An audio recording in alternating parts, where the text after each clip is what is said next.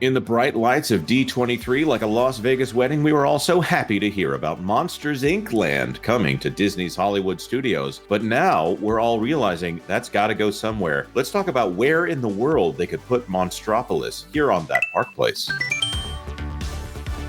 Hello, I am Jonas J. Campbell, an investigative reporter for That Park Place, and here with me is not only VashSky, but also, I don't want to call him a cub reporter because this is a fully functioning investigative journalist for That Park Place, Mr. Marvin The Movie Monster. Welcome, gentlemen. Hello, gentlemen. You might think I'm happy to see more monster representation in the parks. However, I am a fabricated American first and a monster second, and I will be gosh darned if I see monster representation destroy fabricated American representation. I appreciate your felted language there. Vash, all for you, buddy. Do you want to tell people what's going on here, Vash? Yes, absolutely. So, the D23 Expo, or the D23 Ultimate Fan Event, everybody just calls it the Expo, was a particular surprise here. Here we go, via Disney Parks blog. Monsters Inc. Land announced for Hollywood Studios. This is massive right here, contributed by Chris Beatty. It's laughter that thereafter, when a brand new land themed around Pixar Animation Studios, Monsters Inc. comes to life at Disney's Hollywood Studios at Walt Disney World Resort. The news was shared during Horizons Disney Experience Showcase at D23, the Ultimate Fan Event. Disney Experience's chairman Josh D'Amaro, with a little help from Disney legend Billy Crystal, took the stage to reveal plans to build a living, breathing, and not at all scary Monsters Incorporated inspired area where you'll be able to stroll the streets alongside some of your favorite monsters.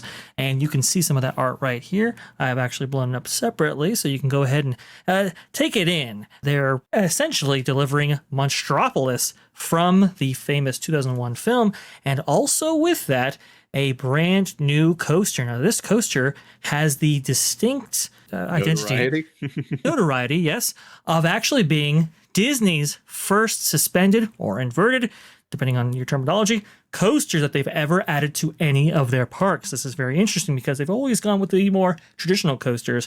And this door coaster actually has been in the works for, if I'm not mistaken, over 20 years. I remember hearing about the door coaster back in 2004. So This is a huge, big new development. A lot of people didn't have this on their radar, and you can kind of see a little bit of more of a bird's eye view of what this land will look like and what the coaster exterior will actually look like. Very fascinating, and a lot of people are looking at this and going, wow, that's a lot of real estate utilized for something like this. Where is it actually going to go?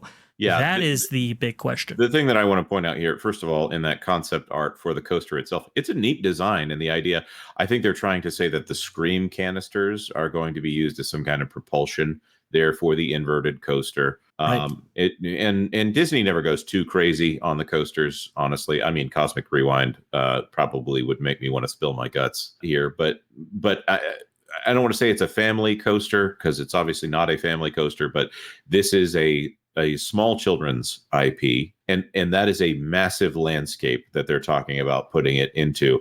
And there aren't a lot of massive landscapes available at Disney's Hollywood Studios. That is the most notable thing here. And a lot of people were wondering right off the bat, where was this thing going to go? If you were part of the That Park Place live stream covering this event in real time, that was the number one question, because I think, Jonas, you are exactly correct. There aren't a lot of places where this could go. Actually, so hold on one second. Before you say that, I do have footage of the people who were asking the question.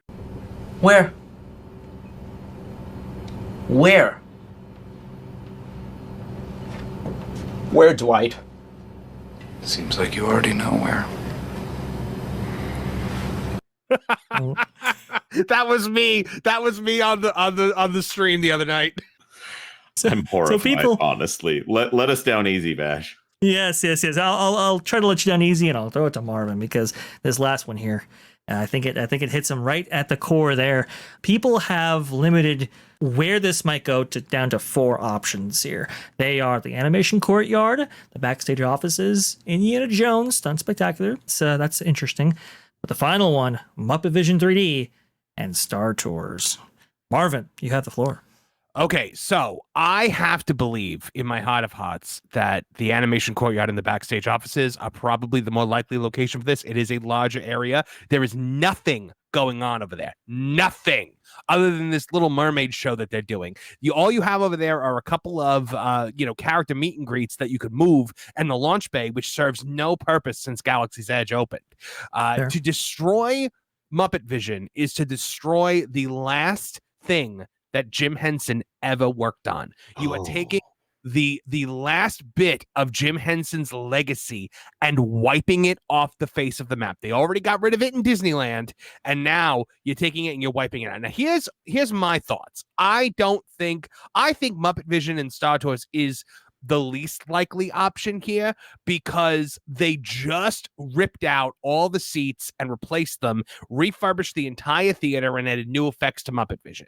You don't do that for an attraction that you know is on the way out the door in a year. However, conversely, you can consider the fact that maybe this is a knee-jerk reaction to what Universal is doing, and this was cobbled together, and they were like, "Yep, whatever, just get rid of Muppet Vision or whatever." But I also cannot see them getting rid of Star Tours. It's Star Wars; they're not taking that out. Yeah. If they're going to get rid of anything Star Wars, it's going to be the launch bay. Yeah, if I can interrupt you there, Star Tours is the best Star Wars ride that they have, bar none. Rise of the Resistance has continuous problems. Star Tours is a people eater. It is always functional. There are several different simulators. Forgive me for not safe for magic, obviously, here. It's a great ride. Everybody loves it. It's the only chance to go and do original trilogy stuff there. They don't do much original trilogy there, but Darth Vader showing up on Star Tours is not a big deal, where it is moving heaven and earth for the rest of the park. They can't get rid of Star Tours. And I think it's a travesty if they allow the Muppets to decay just because they can't hire a single writer that is capable of writing for the Muppets. This could be a big IP, but they choose to sit on it. Oh, absolutely. Absolutely. There are ways to do the Muppets where, it can appeal to all generations, but they are completely incapable, to the point where Frank Oz threw his hands in the air and was like, "I will not do this anymore." And they just made him a legend as well. I wonder if that's going to keep him quiet for the weekend. Indiana Jones. Well, he still does Yoda. He still voices Yoda, so he's still, connected to the company. Yeah, well, yes, he has to make that connection through Lucasfilm. In this case, it's Disney proper that owns the Muppets. Indiana Jones, I would be horrified if they got rid of that because they think that they're paying some lip service to it by putting in this ride at Disney's Animal Kingdom. Essentially I don't want to say it's a reskin. They're going to be putting more work than that into Countdown to Extinction. But this is the better attraction between Dinosaur and the Indiana Jones Stunt Spectacular. The Indiana Jones Stunt Spectacular is something that only Disney can do. And the other one, anybody can do that ride. I don't disagree that it is special in the hearts and minds of many, but that's a lot of real estate. And you got to think, too, the operational costs for the attraction have gone up because of labor costs. Now, obviously, the entertainment actors and stunt performers who actually perform that show, it's a lot of labor that you can maybe get rid of if you were to replace that. And it's already been on the chopping block in several instances in the past. One version that I saw was the Indiana Jones Adventure actually coming in that spot in particular. And you have the parking lot just beyond it right there. That could be an attractive location if Disney is thinking about maybe reducing its labor costs as associated with this park itself. The Muppets, that's an interesting one. I think that area is just a little bit too narrow to support something like Monstropolis. Also, too, maybe you can build it out beyond that point, but then, now what are we going to lose around the Muppets there? I don't know if that makes much sense, but go ahead, Marvin.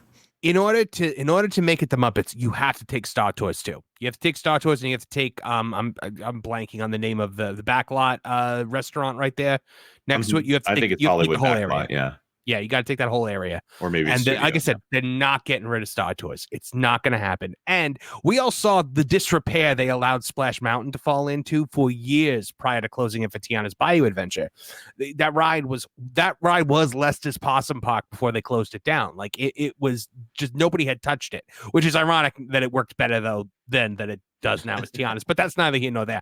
You don't take on the expense of adding in new features and ripping out and replacing an entire theater's worth of seats for an attraction that's going away. You just don't do it. Well, it would follow the current trend of Disney taking existing attractions and replacing them with new ones instead of adding new capacity to the parks. I think I agree with you that Animation Courtyard makes the most sense. They are currently casting a Little Mermaid show for the Animation Courtyard area. There's usually a Disney Junior dance party or something like that in the back. You could do a dance party anywhere. Right. But getting rid of Star Tours would be a travesty. Getting rid of Muppet Vision 3D, they're still plussing that ride. Here's the thing: they did plus the Great Movie Ride in some respects before they actually ripped that out for making Minnie's Runaway Railway. So it's not uncommon for Disney to invest maintenance in one of these attractions before it actually signs it off. I don't know, and there's an idea that maybe Monsters Inc. Laugh Floor could take up residence in Muppet Vision 3D. That's a possibility as well. They would move it. They would move it from the Magic Kingdom to. I would hope not. Well, yeah, that would be their 2 attractions for that land in order to quote unquote make it a land. Putting 2 attractions in a land is ridiculous. As we're looking at the bottom left corner of this right here, that's Star Wars Land right there, Galaxy's Edge, and that only has 2 attractions in it, and the rest of it is basically an open air market and a bar. Very small bar. Very short-sighted. I don't understand this company at this point. I do think that if you're going to give Pixar the entire corner of the map, and speaking to the idea that there was a point at which Hollywood Studios was considered to be a Pixar themed area here, since apparently Ride the Movies is the entire theme for the entire resort now. Putting another Pixar theme right next to Toy Story does make sense on some level. But maybe you just go in and you say, we're going to do one ride.